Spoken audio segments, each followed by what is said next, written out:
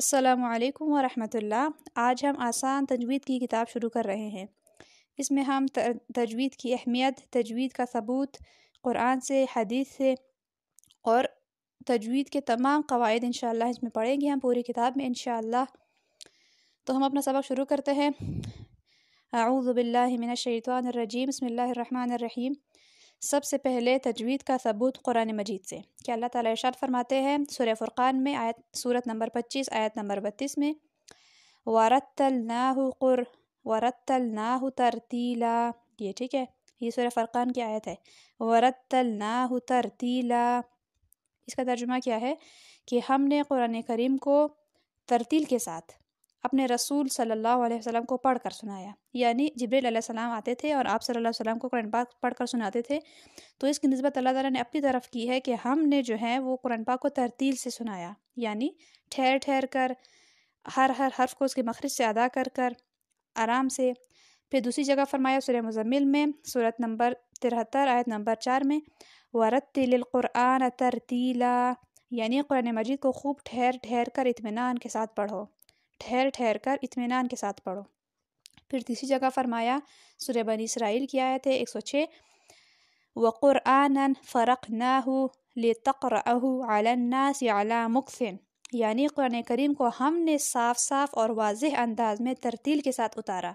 تاکہ آپ اسے لوگوں کے سامنے ترتیل کے ساتھ پڑھیے۔ اب حضرت علی رضی اللہ تعالیٰ عنہ سے ترتیل کے معنی پوچھے گئے تو آپ صلی اللہ علیہ وآلہ وسلم نے کیا فرمایا؟ حضرت علی رضی اللہ عنہ نے فرمایا دیکھیں یہاں پر بھی ترتیل آیا ہے، یہاں پر بھی خوب ٹھہر ٹھہر کر یعنی ترتیل کے ساتھ پڑھو، عربی میں آیا ہے، اور یہاں پر بھی ترتیل آیا ہے، تو ترتیل کی کیا معنی ہے؟ تو حضرت علی رضی اللہ تعالیٰ عنہ نے فرمایا کہ ہوا تجوید الحروف و معرفت الوقوف، یعنی حروف کو تجوید کے ساتھ ادا کرنا اور اوقاف میں ماہر ہونے کا نام ترتیل ہے، یعنی جہاں پر وقف کرنا ہو وہاں پہ وقف کرے، جہاں پر تھوڑا ٹھہرنا ہو وہاں پہ تھوڑا ٹھہرے، جہاں پہ زیادہ ٹھہرنا ہو وہاں پہ زیادہ ٹھہرے، جہاں پر ٹھہرنے کی ضرورت نہ ہو، گزر جانا بھی بہتر ہو، وہاں پر پڑھ کے چلا جائے، ٹھیک ہے، اسے کہتے ہیں ترتیل،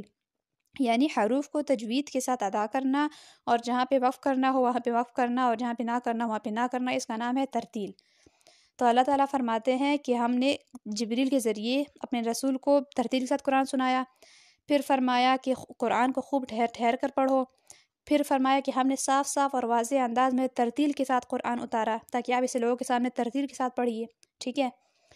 تو اس سے پتہ چلتا ہے کہ ہمیں بھی قرآن مجید ہم تک جو ہے ترتیل کے ساتھ پہنچا ہے اور ہمیں بھی قرآن مجید کو تجوید کے ساتھ اور ترتیل کے ساتھ پڑھنا ہم پر لازم ہے۔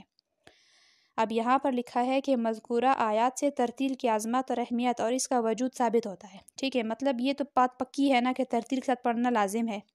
اور اس کی علم کی فضیلت کے لیے اتنی بات کافی ہے کہ اللہ سبحانہ وتعالیٰ نے ان آیاتوں میں ترتیل کی نسبت اپنی طرف فرمائی ہے کہ مطلب میں نے جو ہے قرآن پاک کو ترتیل سے پڑھا، میں نے پہنچایا، میں نے سنوایا، ٹھیک ہے، اللہ نے اپنی طرف کی ہے ترتیل کی نسبت، نیز اپنے رسول صلی اللہ علیہ وآلہ وسلم کو حکم فرمایا کہ آپ بھی قرآن کو ترتیل سے پڑھیے، یہ سورہ مزمل میں فرمایا کہ خوب ٹھہر ٹھہر کر پڑھیے،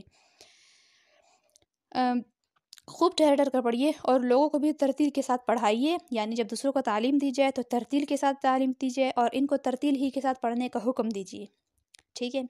تو اس سے ہمیں پتہ چلتا ہے کہ قرآن مجید کو ترتیل کے ساتھ پڑھنا ہم پر لازم ہے، اور اس کے لیے سب سے پہلے ہمیں تجوید سیکھنی پڑے گی، اور تجوید سیکھنے کے لیے ہمیں تجوید کی کوئی سی بھی کتاب پڑھنی اور کسی سے پڑھنی یعنی کسی استاد سے پڑھنی ضروری ہے، ٹھیک ہے۔ اچھا جی، پھر فرمایا وقرآن، وہی اوپر والی بات جو میں نے یہاں پہ بتائی کہ اللہ نے اس کی نسبت اپنی طرف کی ہے، یہاں پر وہی بات کی گئی ہے۔ پھر یہاں پر ایک حدیث کا ذکر ہے کہ نبی کریم صلی اللہ علیہ وآلہ وسلم کا ارشاد ہے ان اللہ یحب ان یقرأ القرآن کما انزل، ترجمہ اس کا کیا ہے کہ اللہ تعالیٰ کو یہی پسند ہے کہ قرآن کریم جس طرح اترا اسی طرح پڑھا جائے، ٹھیک ہے، یعنی قرآن مجید جس طرح اترا اسی طرح پڑھا جائے، یہ بات اللہ تعالیٰ کو پسند ہے، یعنی جہاں پر موٹا قاف ہے وہاں پہ موٹا قاف پڑھا جائے، جہاں پہ باریک قاف ہے وہاں باریک قاف پڑھا جائے، جہاں پر زال ہے اسے زال پڑھا جائے، جہاں پہ زا ہے اسے زا پڑھا جائے، ٹھیک ہے۔ باقی جو حرف موٹا ہوتا ہے، جو باریک ہوتا ہے، جو سختی سے ادا ہوتا ہے، جو نرمی سے ادا ہوتا ہے، جو موٹا ادا ہوتا ہے، جو ہلکا ادا ہوتا ہے، یہ سب کچھ ہم پڑھتے جائیں گے انشاءاللہ آگے، ٹھیک ہے۔ پھر ہے قرآن کریم خالص عربی زبان میں اترا ہے، قرآن کریم خالص عربی زبان میں اترا ہے، اس لیے اس کا لب و لہجہ بھی خالص عربوں کی طرح ہونا چاہیے،